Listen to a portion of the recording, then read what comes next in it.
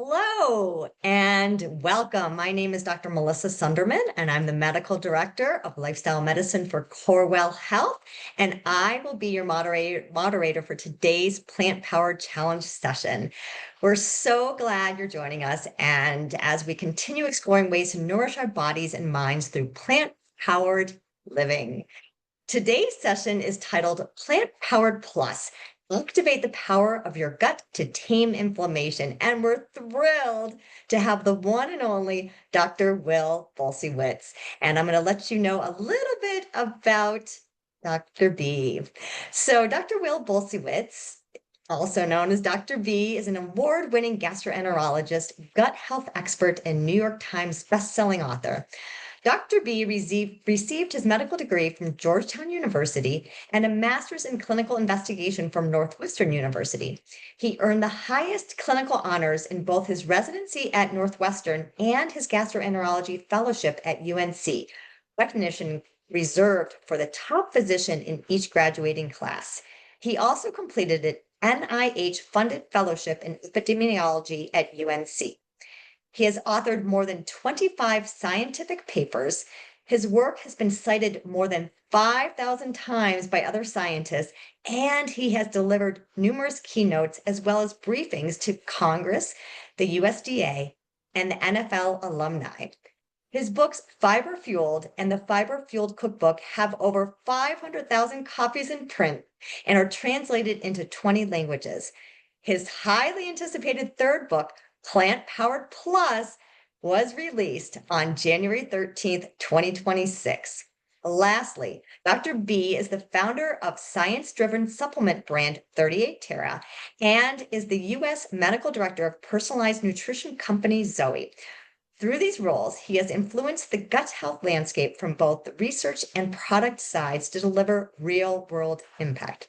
He lives in Charleston, South Carolina with his wife and 4 kids and offers free resources at theguthealthmd.com.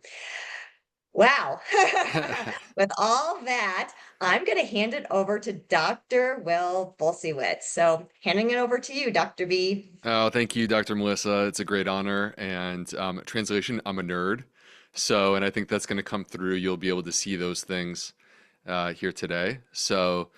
And what I'm going to do is let me load up my slides and we're going to take a dive into the topic of inflammation, which I think is the most important health-related topic of our time right now. And this is the topic of my new book, Plant Powered Plus. So it's no coincidence that we're here in the Plant Powered Challenge, and here we are, and I have my brand new book, Plant Powered Plus, that I'm quite proud of, and I spent 3 years researching.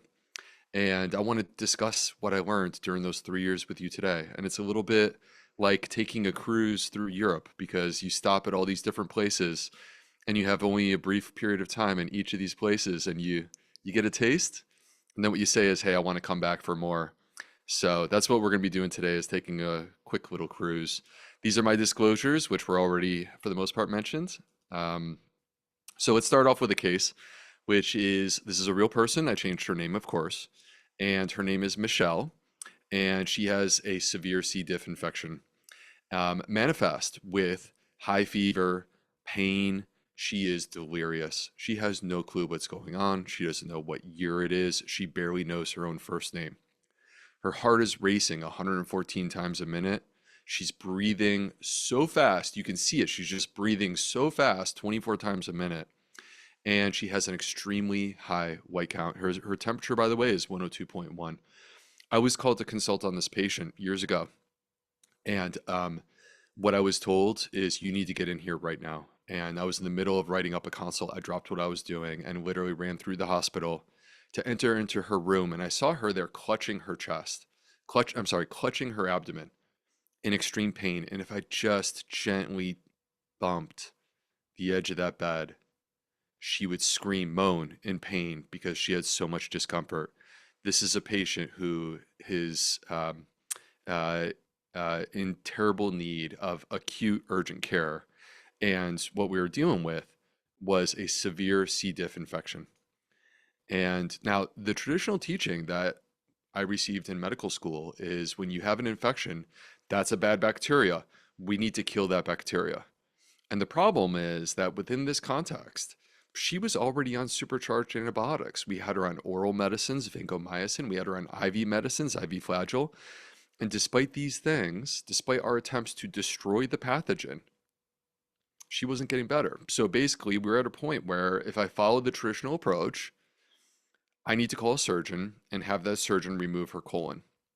And once we do that, she'll live the rest of her life without a colon. Now, this is a Hail Mary to keep her alive.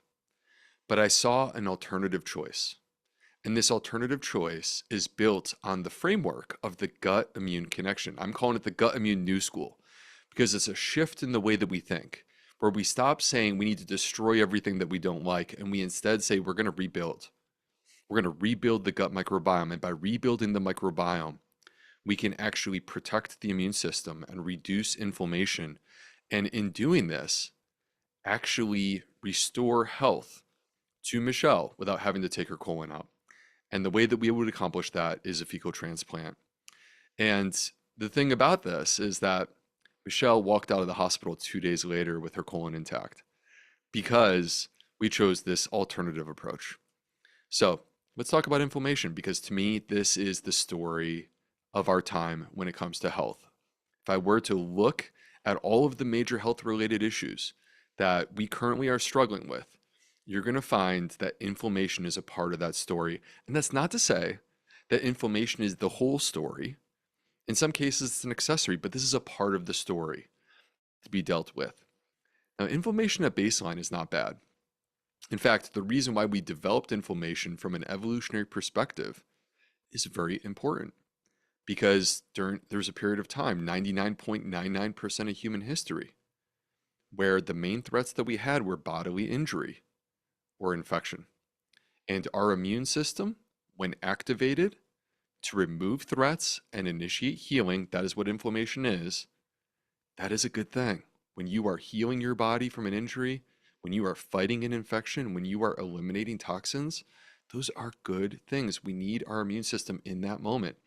And you can see over here on the right-hand side that I have a list of different things that can manifest in terms of symptoms of acute inflammation. And that includes redness and heat, swelling, and discomfort. And this is what happens when a person, for example, has like an inflamed knee. It gets red, it gets hot, it gets swollen, it's painful. And if you allow that inflammation to persist, eventually it causes damage to that knee, long-term damage, or it can spread and cause inflammation throughout the entire body. So the beginning point is good, but where we go is not good, which is chronic inflammation. Chronic inflammation is the persistent, long-term activation of the immune system. The initial issue has gone away, but we have an ongoing issue that we need to address. And that inflammation, it may be low grade, it may be difficult to detect, but what you can see over here on the right side is these are symptoms that many people experience. Low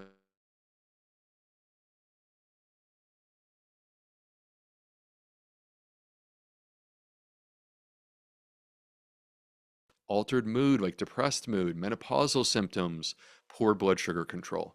All right, so we experience these things. We don't ascribe them to inflammation. And the problem is that at the root, now I'm not the only cause of fatigue, but in many cases, it is. And when you combine all of these symptoms, it may be an inflammatory health condition that we're struggling with. And you could go to 5 different doctors for 5 different health issues. And what they're going to do is prescribe 5 different medicines. And what they're never going to do is tell you that there's this one thing that's tying it all together in one word: inflammation. And as I was researching for this book, I asked the question, like, how many health conditions are there that are common and that we're struggling with, where I can pull a study and show you with confidence as a medical doctor, hey, here's the study that proves to you that there is inflammation in association with this health condition. So I asked that question and I discovered over 130 different health conditions, which you can see here. And my intent is not to put this on the screen for you to try to scan the entire list, that's overwhelming. I'm intending to overwhelm you right now because you need to know that inflammation is so pervasive on so many different things that we think of. And we just don't realize, hey, here's that thing that's sort of fueling disease. So I would argue that we need to rethink our approach. And, our traditional healthcare system, we like basically structure it in a way where you go to see your doctor identifies specific diagnoses that they can put a code down on a piece of paper. And then based upon that code, they can also make recommendations on how they're going to treat you with medications or surgery.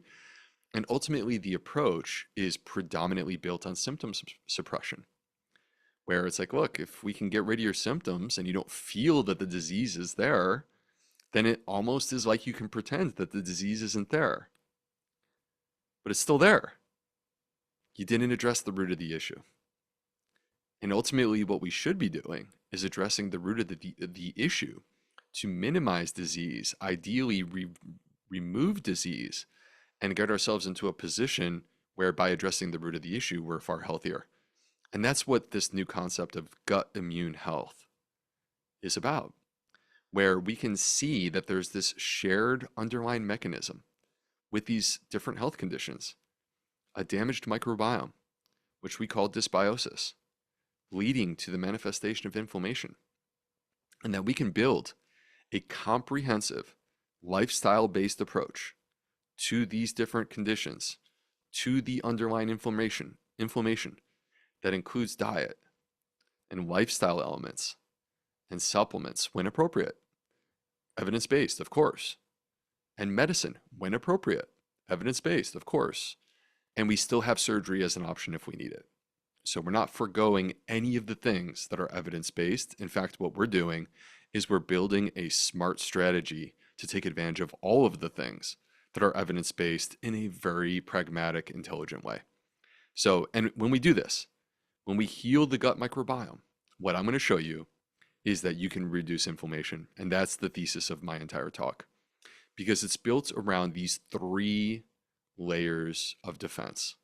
Most of us, including most medical doctors, if I say, hey, what is it that defends your body? The first thing they would say is your immune system. Fair enough. But I would argue that's number 3.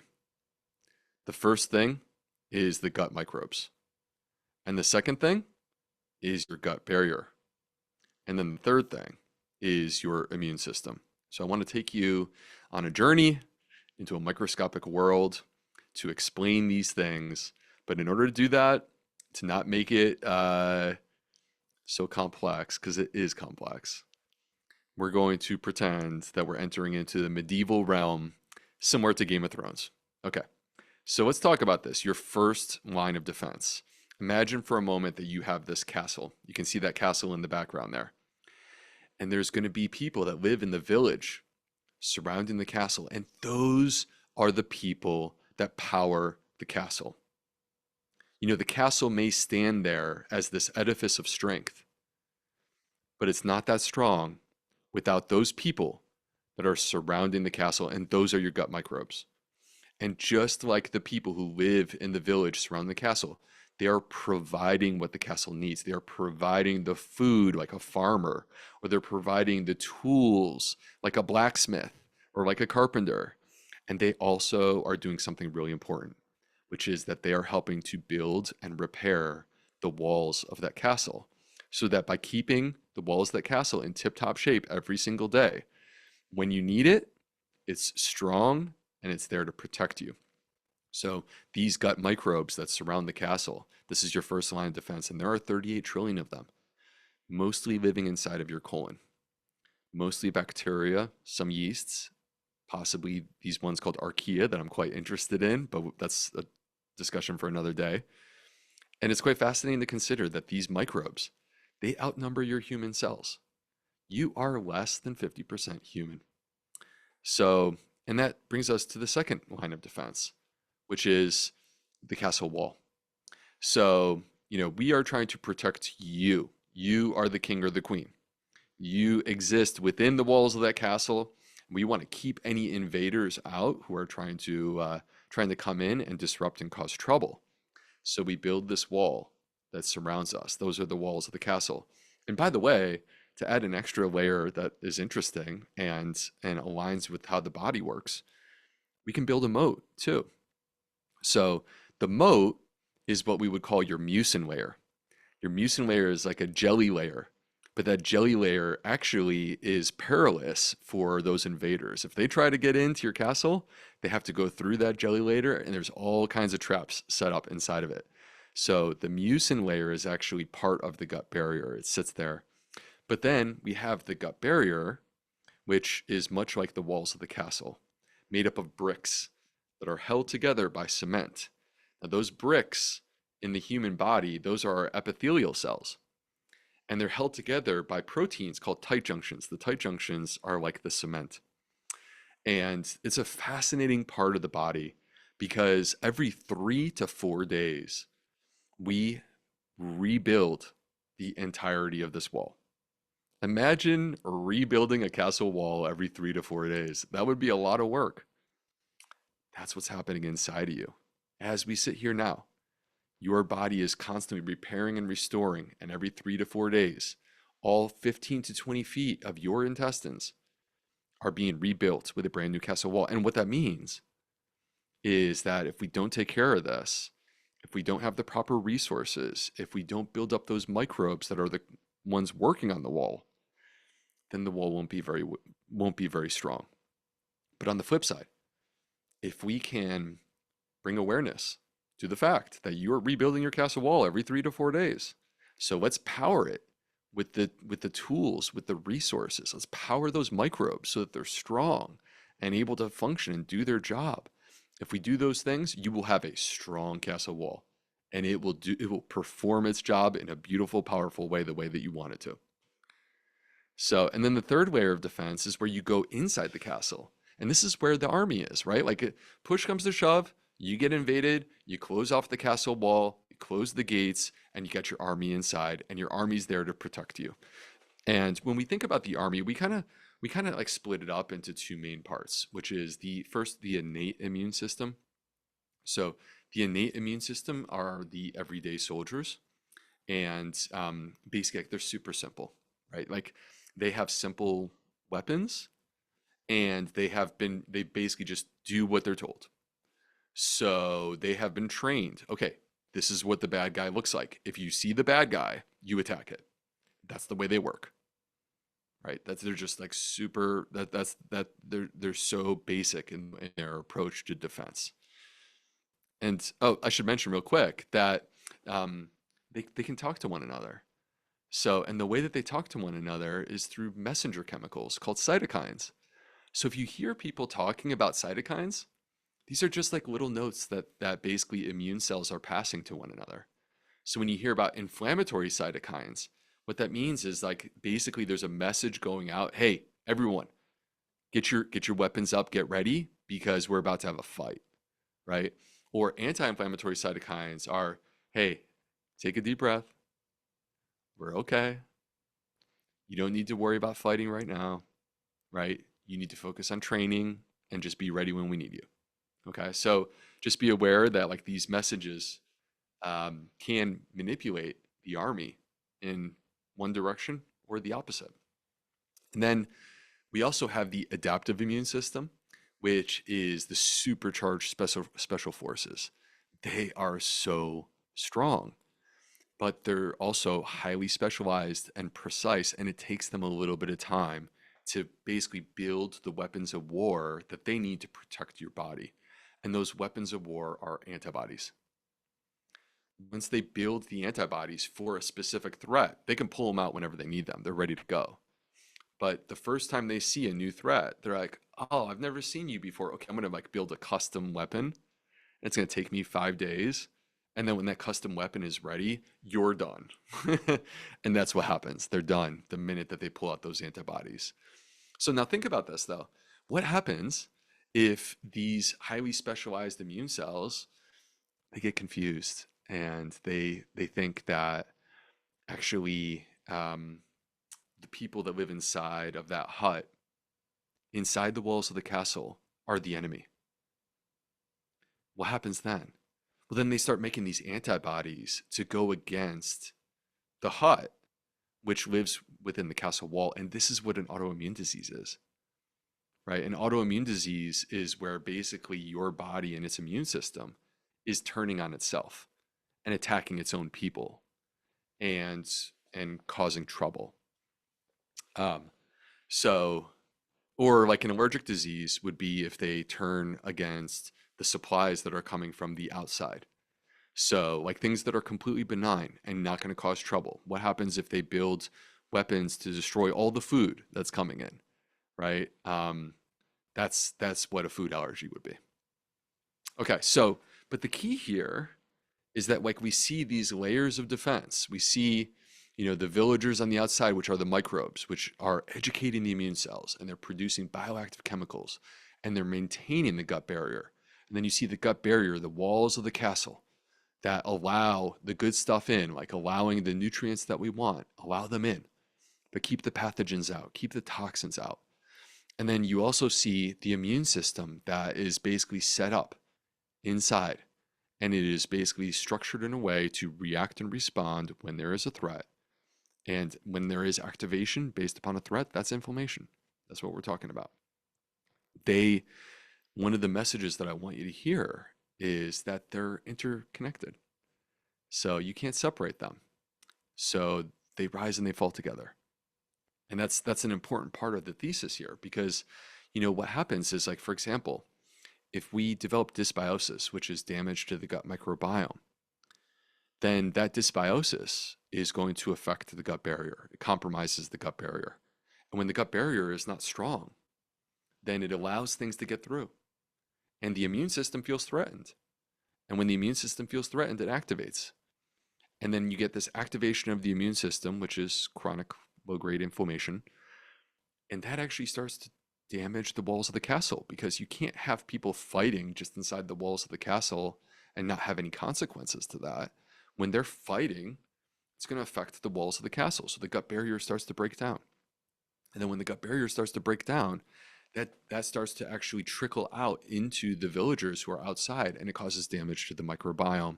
And basically this is a vicious cycle, right? Because now we're back to dysbiosis and we have created this cycle of injury, which is not what we want. But, it's important to understand that like as I sit here and share that there's a connection between these gut microbes and the gut barrier and your immune system. I went back to the list of 130 different health conditions, over 130 different health conditions. And I asked the second question, how many of them are associated with dysbiosis? Because if my thesis is true, then they should be. And the answer was they were. And so you can see the list of health conditions that are associated with dysbiosis here. So the point is like if the gut microbiome gets compromised, then that affects the gut barrier, which leads to inflammation. But it's important to also understand that the the gut microbiome and dysbiosis are the result of the environment that surrounds it. So like in this picture, this is what a reef looks like after it's bleached out and because the environment has become unfriendly, inhospitable. And so that uh, unfriendly, unhealthy environment ultimately has an effect on the residents within that environment, and that disrupts it, and then it falls out of balance. And this is what gut dysbiosis is. But we have the opportunity and the power to change that. And it's just a matter of understanding how this works and creating lifestyle patterns that are for healing. Because if we're totally unaware, then we're just going to get whatever comes to us. And the problem is when we have a culture that is inflammatory, that's not a good thing. And then our health gets compromised. But on the flip side, if we create a culture for ourselves, if we create a culture within our home, if we create a culture amongst our social networks, if we create a culture within our communities of health, of healing, then we have a superpower as humans, which is that we can shape and control this environment that ultimately affects these gut microbes. We have this godlike superpower where by shaping the environment, we can, we can make the microbiome less healthy, but we also can do the opposite of that, which is to restore the gut microbiome, make it more healthy. So everyday habits that you make, that you have, they can be to your benefit or to your detriment. We want to install the ones that are beneficial. Think about how much has changed. I think about this all the time. I'm a Gen Xer, and I think about my grandparents who lived through the Great Depression and um, fought in World War II. And we went from an environment in a very short period of time where there was no electricity, there was no electronics, there were no artificial lights. We rose when the sun came up. We worked really hard to find and gather our food. We had to work within communities of people to protect and support one another, because if we didn't do that to each other, then we weren't going to receive that benefit ourselves. And so we actually became mutually dependent on one another in a really meaningful way. And then the sun goes down at the end of the day and we go to sleep. That's where we came from. And now here we are. We wake up groggy. We get caffeined up. We eat our high carbohydrate, refined carbohydrate breakfast. We spend hours sitting in a chair, staring at bright screens, not moving around. We believe that social networks come on devices where we talk to people and do hearts and things like this. And yet we actually feel more disconnected and lonely than ever before. And then we stare at bright screens deep into the night, and then we can't understand why we're having trouble sleeping, right? Like, this is where we are. And these are choices that we've made culturally. We are evolutionary pioneers. We have the ability to set this environment. We've chosen something, a direction in the last 100 years that is radically different than where we came from. And our body isn't able to keep up with the pace of change. And so on some level, we have to understand where we came from and restore that. And think about our nutrition.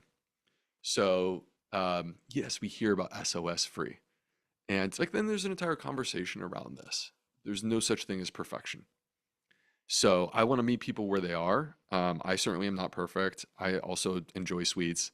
My kids will tell you this, even when I don't want them to.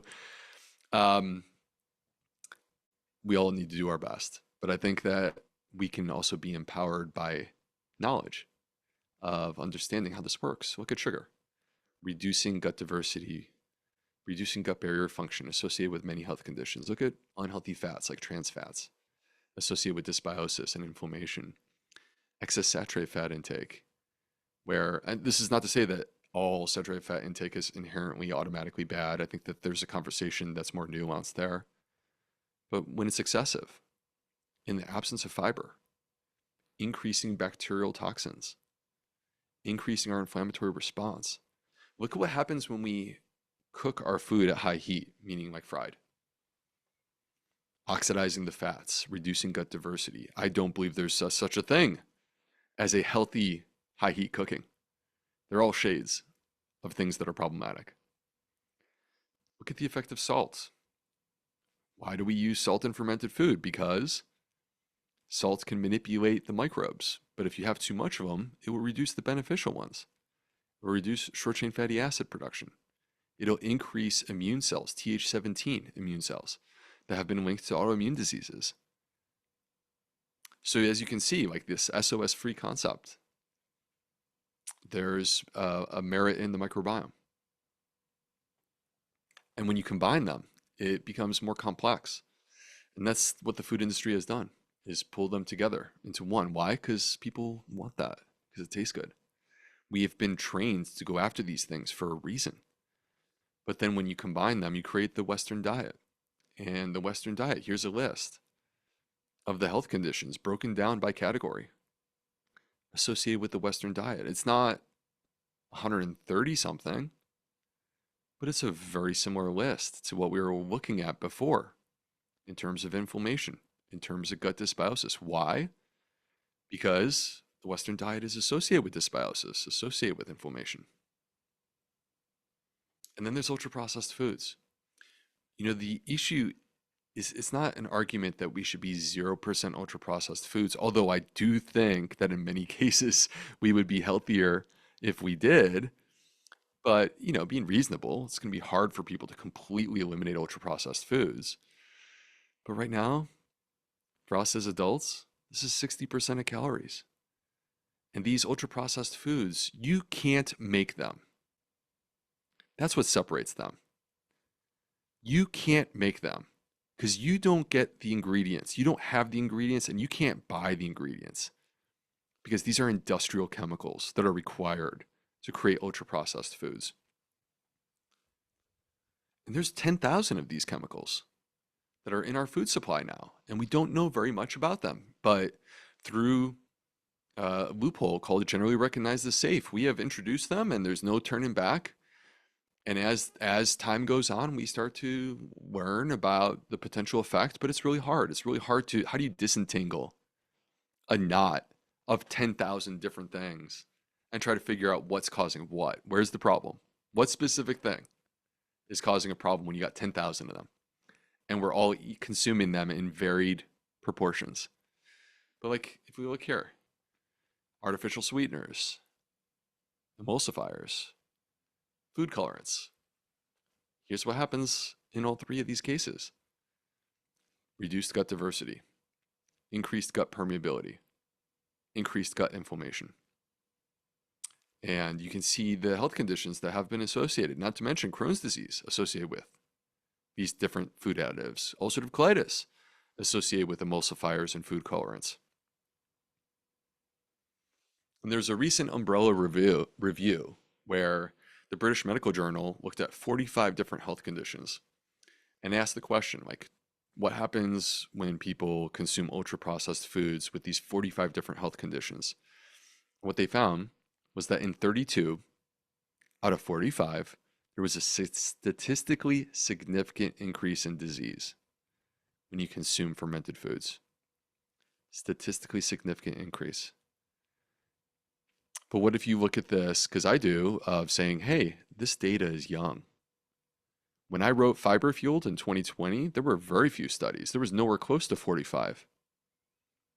So now we're up to 45. This is young data. What if we're just too early and we need more data points?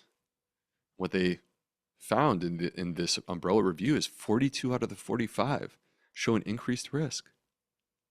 So it's not statistically significant, but my expectation would be if we had more data, I think many of them would be.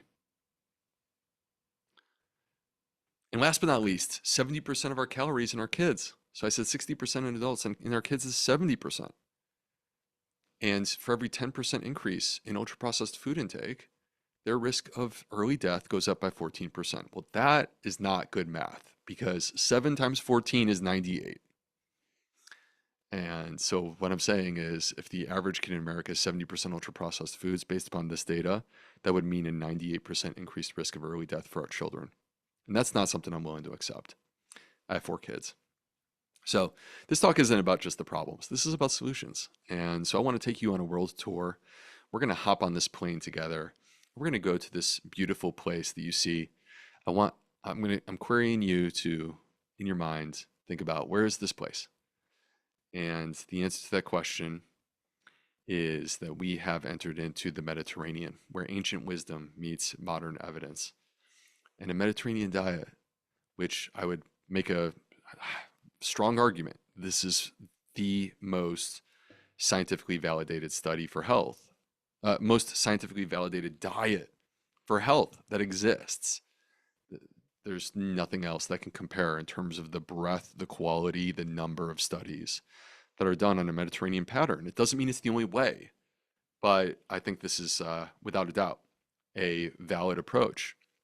And when it comes to the gut, the Mediterranean diet has been shown to increase gut diversity, increase the production of short-chain fatty acids, and protect against autoimmune disease, while also decreasing inflammation. So, and I would imagine many of you are familiar with the tenets of a Mediterranean diet, but basically this is a plant predominant diet. You're eating mostly plants. And then when you choose things that are not plant-based, it's in moderation and it tends to be higher quality. So, for example, among animal-based foods, you opt for seafood as opposed to red meat or processed meats. And among dairy products, you opt for fermented dairy products, and you really attempt to minimize red meat, sweets, and ultra-processed foods with a Mediterranean pattern. And that brings me to the PrediMed study, which to me is one of the great nutrition studies of my lifetime. And I would argue one of the greatest nutrition studies of the 21st century, where basically they took 7,500 people who were at high cardiovascular risk. They had not yet had a heart attack or a stroke, but they had the risk factors for it. And they randomized these people into three groups. You either were following a low fat diet, or it was a high fat Mediterranean diet with extra virgin olive oil, like extra virgin olive oil. So they were adding a lot of extra virgin olive oil. Or it was a high fat Mediterranean diet with extra nuts. And if you were in the olive oil group, every single day, 4 tablespoons of extra virgin olive oil. And if you were in the nuts group, every single day, a specific amount of these nuts that included walnuts and other types. So here's what they found after around 5 years for the individual participants. And these people, they were not on a calorie restriction, right? So basically it's like, here's the basis of your diet. Here's what we want you to eat until you're full. These people had improved cardiovascular biomarkers. These people on the Mediterranean diet, they had improved cognitive function. They had improved heart function. They had less heart attacks. They had less strokes. I'm sorry, let me be clear. They had a reduction in the combined endpoint of heart attacks, strokes, and cardiovascular death, which was the primary outcome. So their entire purpose of the study was to say, can we reduce this combination of heart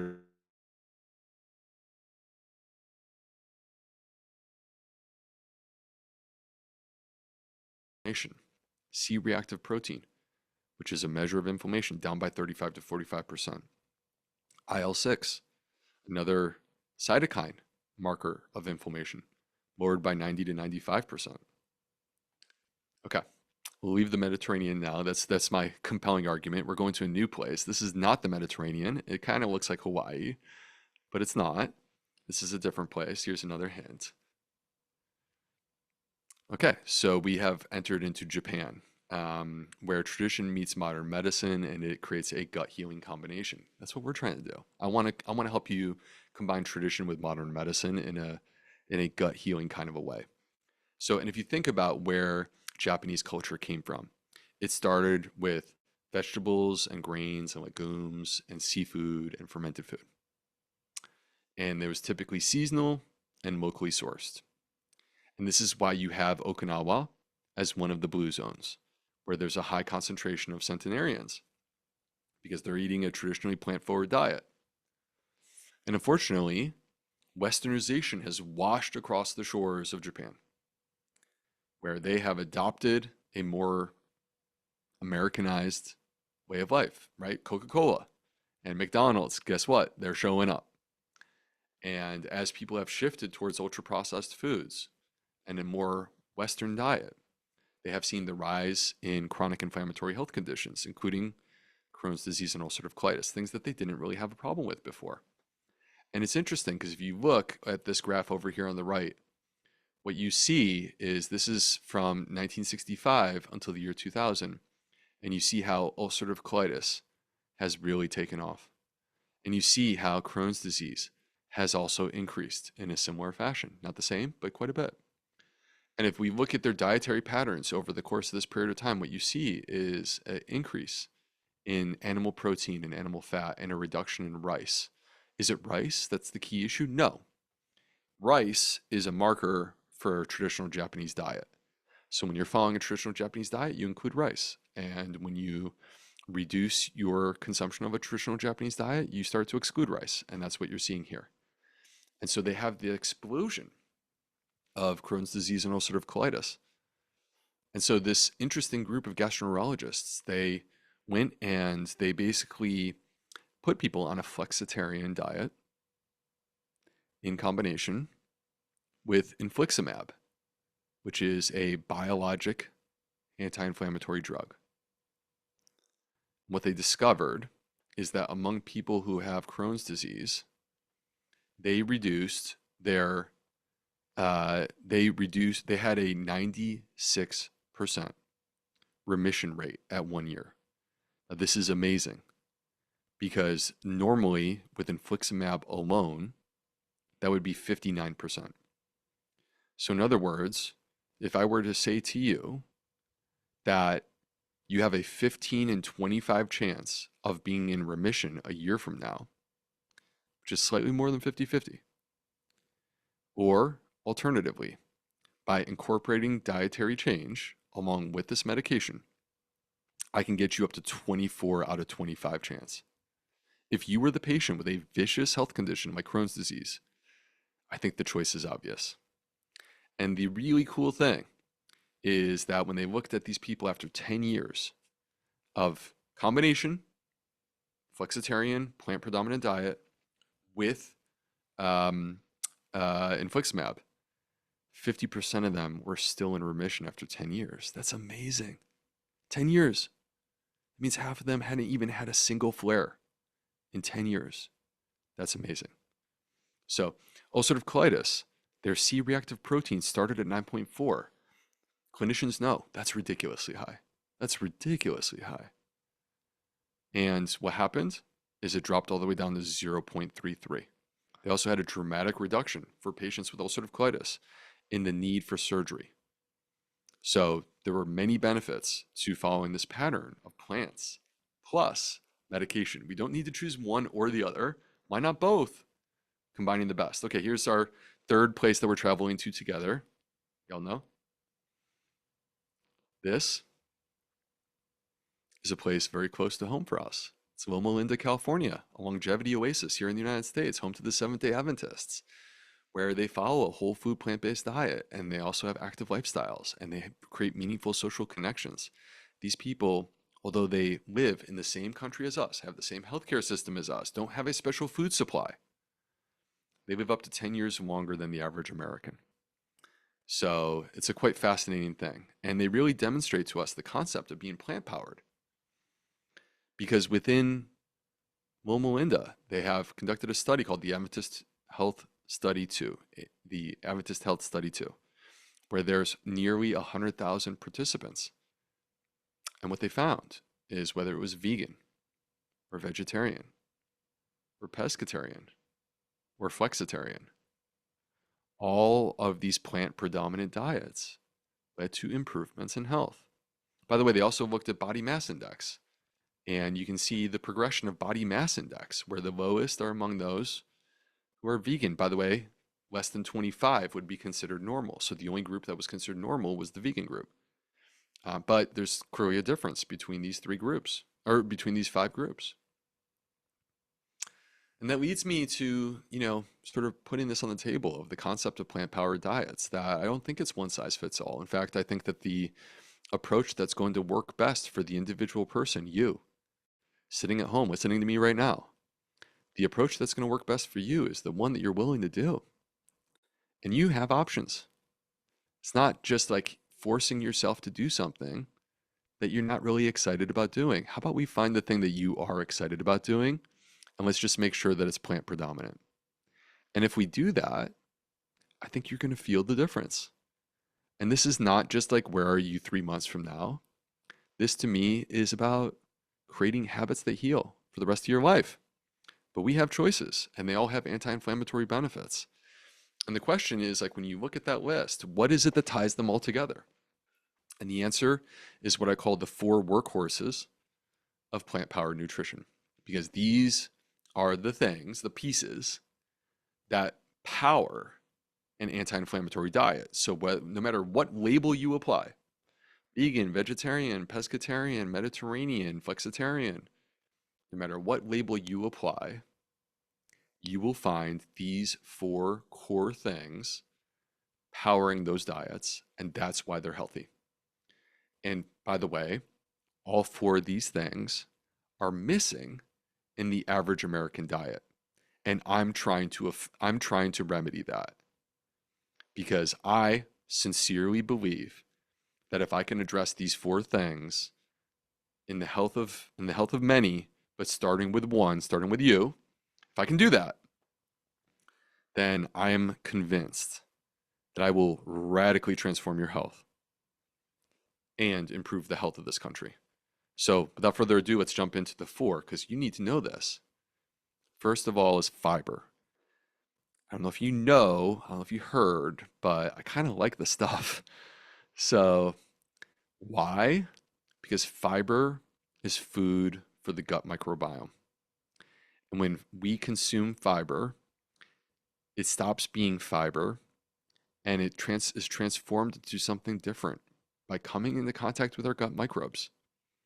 And it's truly symbiotic, mutually beneficial, where our microbes are fed and stronger because of the fiber that we ate. We're feeding them, just like us. We can't see them, they're microscopic, but just like us, when they're not well fed, they get hangry and they're not good at their job. Just like us, when you nourish them with anti inflammatory food, which for them is fiber, they're great at their job. They're strong, they're powerful, and they're born to do this. And when they do that and transform the fiber, they release the most anti inflammatory compounds that I've ever come across, the short chain fatty acids: butyrate, acetate, and propionate. Now, these short chain fatty acids, to me, this is the key to gut health. This is the key. Why? Because they change the microbiome. They restore anti inflammatory.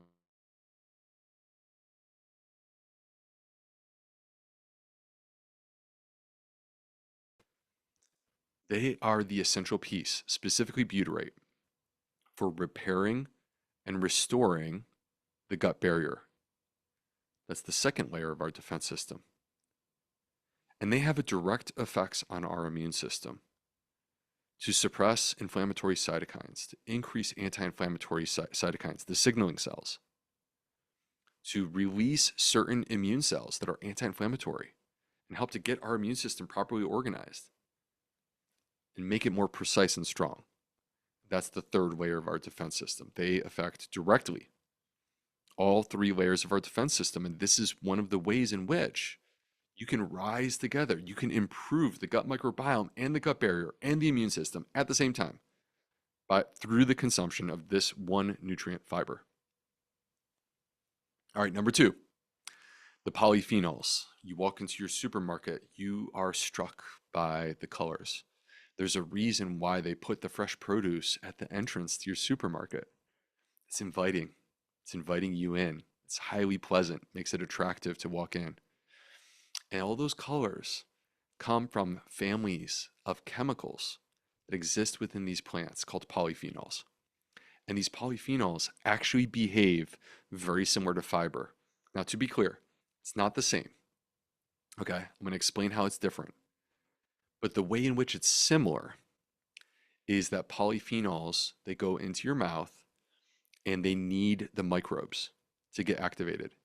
So they wiggle their way through your intestine, they enter your large intestine, they come into contact with your gut microbiome, and those microbes go to work and they release the polyphenol. And then that polyphenol can enter into your bloodstream. It could be resveratrol, or it could be curcumin, or it could be quercetin. But basically, in order to get access to them, we need our microbes.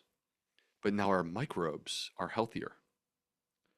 And so as a result, there's this symbiotic relationship where through consumption of polyphenol foods, we can enhance our microbiome and our barrier and our immune system in the process, much like we can with fiber. All right, number three, healthy fats. So I feel like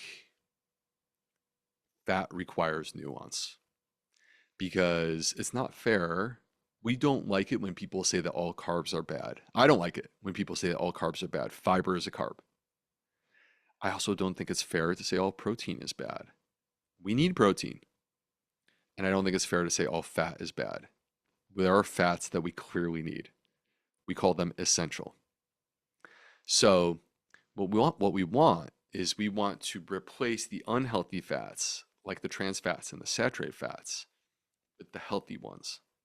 And the healthy ones are the monounsaturated fats that we find in avocados and nuts and extra virgin olive oil that reduce our risk of heart disease, that enhance the health of our gut microbiome, or the polyunsaturated fats, and specifically the omega-3 polyunsaturated fats that we are missing, that we get from chia seeds, flax seeds, hemp seeds, walnuts, but we also get from supplements and we also get from marine life.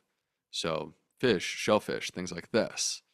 We need to make sure that we have an adequate amount of these omega-3 polyunsaturated fats because we need them for our brain, we need them for our immune system, we need them for our gut. And last but not least are the fermented foods. This is a unique category because it's not just the nutrient, it's actually what we're doing to the food, which is fermentation, which is transformation. And the sugar is transformed into organic acid or into prebiotic fiber. The starches become resistant starches. The fats, they change. They become more anti-inflammatory. The proteins, they change. They become bioactive peptides. Other nutrients are created. Polyphenols become more bioavailable. B vitamins are produced. We're able to better absorb our minerals. We reduce the gluten content. We reduce the FODMAP content. We reduce the pesticide residues. There's a lot of benefit to fermentation. And the vast majority of us get almost none of these types of food in our diet. And yet these are tradition-based foods. Every culture in human history, up until ours, included fermented foods as a part of their celebrated food tradition. It's time to bring them back. And it leads me to the Sonnenberg study. This is out of Stanford University, done by several of my friends, the Sonnenbergs and also Christopher Gardner, where they did a randomized controlled trial. And the participants consumed fermented foods every single day for 10 weeks. And what they found is by 8 weeks, you can see it right here, by 8 weeks, they had significantly increased their gut diversity. That's amazing. Think about that you could add fermented foods and in a human clinical trial actually increase gut diversity in real time. Fascinating. So that brings me to the golden rule of gut health. Some of you who have followed my work, you've heard me talk about this. We should eat for diversity. We should eat for variety. Every single plant has unique features, unique nutrients that can feed our gut microbes, that can make us healthier.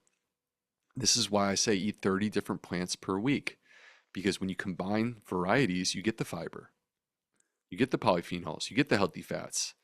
And if you're being smart about it, you're getting the fermented food too. So I say, stop counting grams of fiber, start counting plants.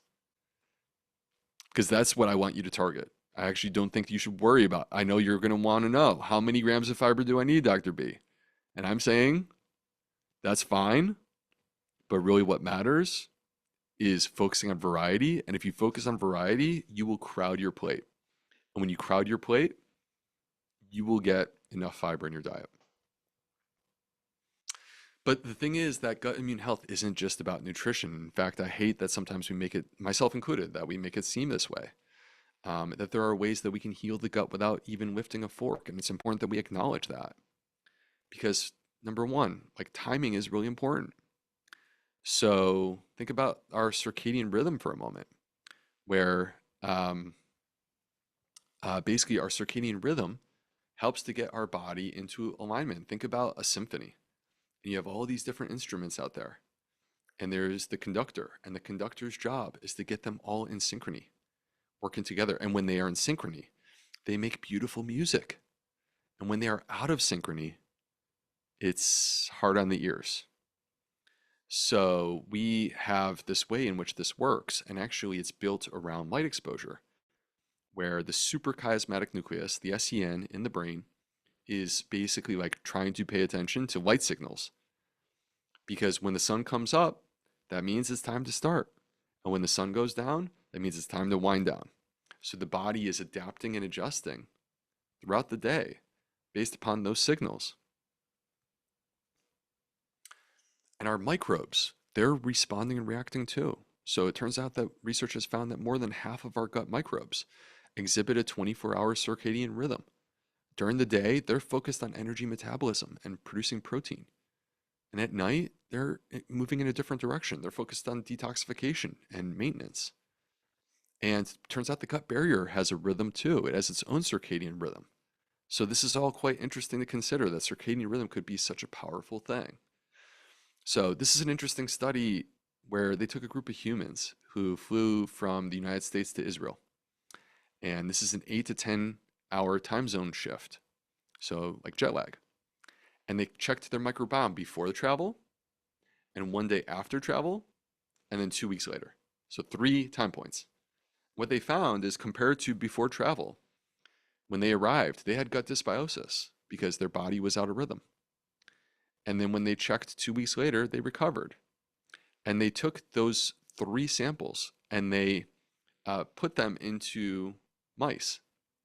And what they discovered, which is quite fascinating if you look at these graphs, is that the jet lagged sample those mice gained more weight, but the other 2 samples before travel and after 2 weeks of recovery, they were the same. So in other words, the microbiome that was dysbiotic, you could feed them the same food. They gained more weight. Or you could feed them the same food and they had a higher blood sugar spike. So quite fascinating to think about this. So just 30 minutes of sunlight in the morning can make a huge difference because it trains your body for the rest of the day. That light exposure helps you to improve your sleep, increase your energy, improve gut motility, makes you more focused. I find this to be highly important. I do this every morning with my wife. We take a walk together, typically with our youngest one. And timing does in fact matter when it comes to our food. Consistent meal times can make a difference. Timing can make a difference. They found, for example, that you could eat the same calories, mostly in the morning, and here's all the benefits that you get. Or you could be consistent. And if you're inconsistent, you increase your risk of these health issues. Or that just 12 hours of overnight fasting are beneficial to the gut microbiome. We actually did a study on this at Zoe with 40,000 people, and we had them do a 14-hour fast every day. And what they reported back to us is they had more energy. They improved their mood. They were less hungry, and they had less bloating. And when the study was done and we told them you can go home, you don't need to do this anymore, 96% of them kept doing it because they felt better. And last but not least, I want to talk about the power of connection because I think this is important. Gut immune health isn't just what we eat, and it also isn't just about physical health, although it can manifest physically. So it's important to understand that we have the autonomic nervous system, which is broken into 2 main parts.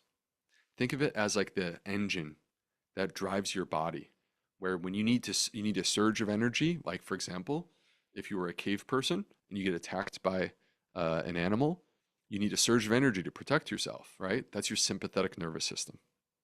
That's the fight or flight response. That activates in response to that stress, increases your heart rate, gets more blood pumped into your muscles, diverts blood away from your intestines.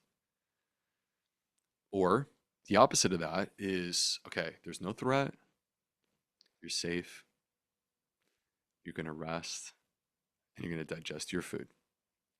That's the parasympathetic nervous system. That's us when we're comfortable and feeling safe. The problem is we live in a world that is constantly putting the foot on the gas, sympathetic overdrive all the time. And when we do this through the gut-brain axis, it actually affects our digestion, compromises the gut barrier, and it can create inflammation. When you look at this list, these are the things that activate the parasympathetic nervous system. And most of us aren't making enough time for these things. And they're things that we love. We love these things. But we're so busy. I don't have time for that.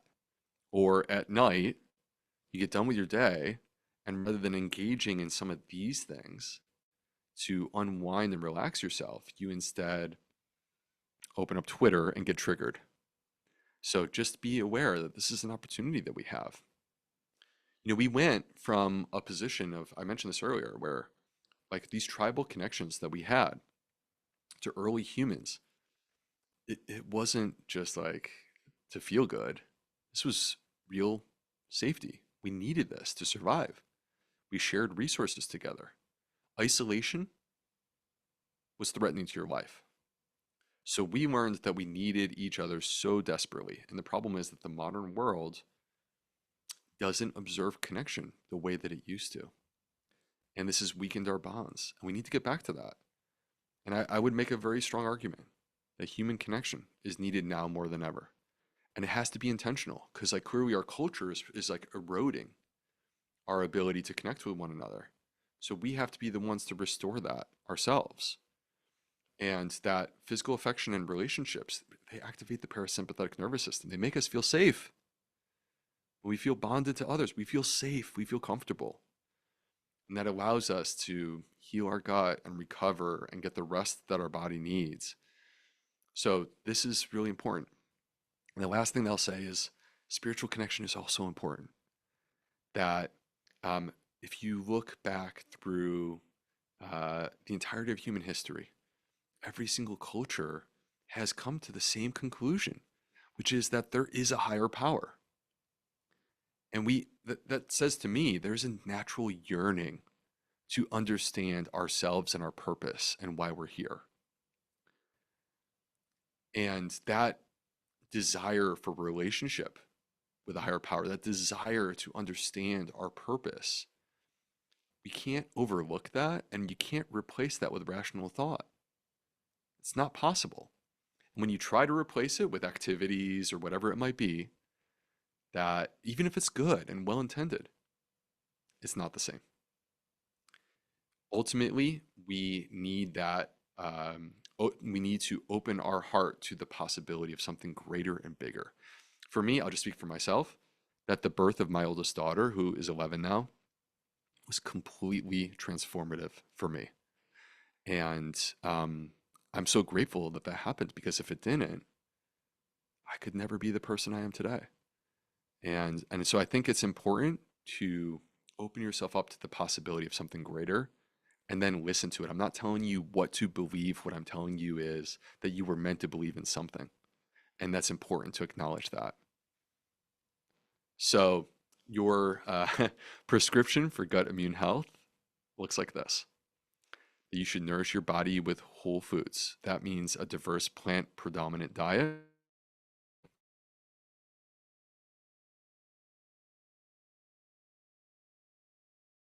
More. Establishing sleep consistency, early morning light exposure, regular timed meals with overnight fasting. That we should, by intention, manage our stress more effectively, which means creating space to rest and digest our nervous system through practices like mindfulness or deep breathing or nature immersion. That we should focus on human connection. Cultivating those connections is essential to human well being, but we should also embrace spiritual health. That through spiritual practices and community, we can nourish our soul for lifelong health, and that's so important. So, and with that, this is me. This is my website, theguthealthmd.com. Please come visit me there. I have a quiz that can tell you what your gut type is. I have a free email list, which is like being subscribed to a service, but like totally free. And I have my brand new book, Plant Powered Plus, that if you've enjoyed this talk, then I would appreciate if you support my work by grabbing a copy of that book. And thank you for your time. Wow, Dr. B, my goodness, that was incredible. Thank you so much. And thank you to everyone who has joined here today. If you have time, just a few questions, would that be okay? Of course. All right. So, first of all, thanks for the shout out. My other hat is Dr. Outdoors, and I love the early morning sunlight exposure and getting outdoors. We like that. Question is that I have patients sometimes who have a history of what you talked about with inflammatory bowel disease, such as ulcerative colitis or Crohn's or IBS. And when I talk to them about increasing the amount of fiber, they get really scared. So, what is your approach to this when people have they feel like they feel better when they don't have a lot of fiber. And so when I talk to them about beans and lentils and fruits and vegetables, they say, I can't do that. It really makes my symptoms worse. How should I counsel my patients and for our listeners that are out there maybe experiencing this? What's your advice? Yeah, it's a nuanced topic. I wish that we were created in a way where this was easy and that I didn't have to sort of explain the paradox that exists in this particular issue. So, the reason that it's hard is because these foods, as I showed during the talk, are 100% dependent on the gut microbes to process and digest them. So it's conceptually similar to exercise, which is that if you haven't been in the gym in a while and you go to the gym, it is hard and it can also be painful in the very beginning. And if you overdo it, you could actually hurt yourself. Yet we all agree that the gym is healthy. We all agree that we should spend more time there, right? The same is true with fiber. We all agree, any reasonable scientist agrees that fiber is healthy and we should consume more of it. But the way in which we approach this, we have to be gentle about it. So, in the same way that if we were in the gym, we would start with an amount of exercise that we can tolerate, and then we would gently intensify over time. The same should be true with fiber, which is to start with the amount of fiber that you can actually tolerate and then gently increase over time. If I'm talking to someone with inflammatory bowel disease, this is not a 4 week plan. This is 4 months, 8 months, 12 months. I'm looking out and saying, let's not put too much pressure. It's not a short term thing. This is about your health in the long run. But the things that we do over the coming weeks and months, we can put you in a position where you will be so much healthier and reduce your risk of flares and other health issues. Excellent. Thank you. And then also I that slide that you share that all of the disease states related to dysbiosis just blows my mind. And I have a lot of patients, and we probably have a lot of listeners that maybe have an autoimmune disease or maybe allergies. And do you feel that by optimizing their gut microbiome, that possibly autoimmune diseases could be put into remission or be reversible? I do. I actually, that was the inspiration behind my book because the truth is that I had so many patients coming into my clinic with these health related issues and they all want to know what to eat. And the problem is the conventional healthcare system says to them, it doesn't matter what you eat, just take your drug. But as I showed you in the Japanese study, they combined it wasn't even a vegan diet or a whole food plant-based no oil diet. It was a flexitarian diet. There was some liberties that existed in there. And those people did so much better compared to medication alone. So I'm of the belief that we need the best of both. The problem, Melissa, is that when people don't get recommendations from a credible source, then they take it upon themselves to turn to their own tools. And many times that's on the internet, whatever is the popular thing. And Mhm. those are misguided approaches in general. So, what I'm trying to present is an evidence based approach where there is flexibility to meet you where you are, where you can choose the food that you love and that you enjoy, and yet simultaneously fulfill what I'm characterizing as the four workhorses of plant powered nutrition. Because if you get those four, you are moving in the right direction. And then we can build from there. This is not, you gotta, it's like so many aspects of our life. There's a story that we all have. And you have to understand that sometimes you're catching people early in their story. And that's a beautiful thing. And where they will be in 5 or 10 years is going to be so exciting. Absolutely. I am hearing a lot about protein. If you could talk about protein, because it seems like everything right now, probably our listeners and viewers are seeing is protein, protein, protein. And as you shared, about 95% of Americans are fiber deficient. So if you could debunk maybe some of the myths that are percolating and circulating out there about gut health and overall health and well-being, with regards to fiber, protein. We need both, but I feel that we hear a lot about protein nowadays.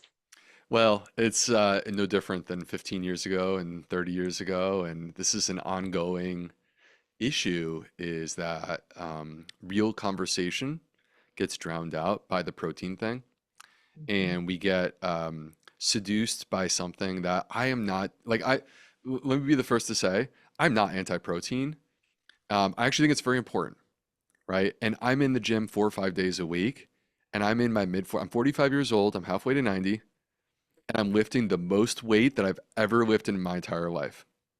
It's much stronger than I was in my 20s. And I wouldn't be able to do that if I didn't get enough protein. So I do think that protein is important, but the source of our protein is extremely important. And the issue is that for the vast majority of us, we're not facing a protein deficiency. I want to comment on that a little bit further in a moment, but before I get to that, it's a matter of like selecting what are the things that are missing that we really need to address, right? Because we're not going to get every single like micronutrient perfect. I'm sorry, we're just not going to. So what are the big picture things that we really need? And this is what I come back to. Number one, if I only have one, is fiber. This is the longevity nutrient. This is the gut health nutrient. And 95% of us are deficient. And if we just address that, we would radically transform health in this country. But then if you give me two, three, four, well, that's where I came up with my list of four, because those are not only the four foundations of a plant-powered diet, but they're also the things that are missing. We don't get enough polyphenols. So 80 to 90% of Americans are deficient in their fruit and vegetable intake. We don't get enough healthy fats because we're over consuming saturated fats. And we don't get enough fermented food. Most of us get no fermented food, to be honest with you, or very close to none. So to me, these are the things that need to address. Okay, back to the protein for a quick moment. So um, look, protein goals are not one size fits all. So the amount of protein that a person needs is dependent on their physical activity and the way in which they live their life. And so I hear all this discussion like, oh, you need 1 gram of protein per pound of body weight. First of all, I find that to be absurd and not evidence based. Second of all, there is an increased protein demand if you're more physically active. So step one is get into the gym. Step one is to get more physically active and get outside. And then you could adjust your protein intake to match those changes in your physical activity. And that is a beautiful thing because muscle is a metabolic organ.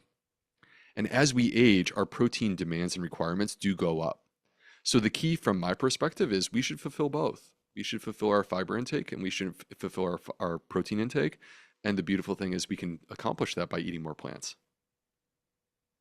Excellent. And then one last question. We talked about dysbiosis and gut health. What if our viewers want to get their own gut tested? Well, how do they go about doing that? What do you recommend? All right, so let me start by saying this, and this is probably going to come off a little bit weird, in the sense that I call me old school, but I'm of the belief that you should start with the free stuff because I actually think that the what really matters is how do you feel and do you have any gut symptoms? Are you able to consume the food that you want to eat without restriction and without fear that it's going to make you feel unwell? Right? Those are signs of gut health. And also, what does your bowel movement look like? Not to get too graphic, you don't have to Mhm. publicly declare this, although, you know, I feel very comfortable talking about these things. But like, if I were a cardiologist, I'd be curious, what does your heart sound like? And I'm a gastroenterologist. And if I'm looking for intel on what's going on with your gut microbiome, well, you know what? Your bowel movement is 60 to 70% made up of microbes, not the excrement of your food. So we should be looking at that because we know when people are having healthy, regular bowel movements, their gut is in a much better place than when they are not. And then last but not least, I showed that list of over 130 different health conditions associated with dysbiosis. So my observation is that when people, their gut is in a position of struggling, they typically will have multiple diagnoses. It's a cluster and it affects different health systems. Why? Because the gut is at the center. So you might have irritable bowel syndrome or chronic constipation and simultaneously eczema and migraine headaches and excessive menopausal symptoms or excessive period symptoms. And you go down, and it affects your mood. You go down the line and you discover there's this pattern, right? So Melissa, to answer your question, first things first, let's look at those things. How do you feel? What is your bowel movement? What is your health history? Does it align with a history of dysbiosis? And then I think that like the gut testing, it's the best days for testing are coming. So I don't think that like as we sit here today, I wouldn't use that test above how do you feel in your health history. Will there be a day 5 or 10 years from now where using artificial intelligence, we're able to disentangle the complexity that exists within 38 trillion microbes? Yes. I think that day will come eventually, but we're not there yet. Yeah. Yeah. Completely agree. And just as Hippocrates said, all disease begins in the gut, It right? really does. So amazing. Well, we cannot thank you enough. I have heard you speak numerous times and I learn something new, lots of things every time I hear you speak. So, to all of our listeners, please, if you haven't gotten your copy of Plant Powered Plus, please order it. And remember, there is Fiber Fueled and the Fiber Fueled Cookbook. They are fantastic resources. So please, please, please learn from Dr. B. And thank you so much, Dr. B. And just a few reminders to all of our listeners and our community. You can find links to all the session recordings in your Monday weekly emails. And friends and family can still sign up. It's free and open to all. And we'll make sure to get them any content they have missed. And we hope that you enjoy this week's challenge. And don't forget to try the delicious recipes included in Monday's email. And if you haven't watched the cooking demo yet, be sure to check it out. It's a great way to get inspired in the kitchen. And thanks again for being here. And we'll see you next time. And thank you so much, Dr. B. Thank you, everyone. And thank you, Dr. Melissa. It's great to see you.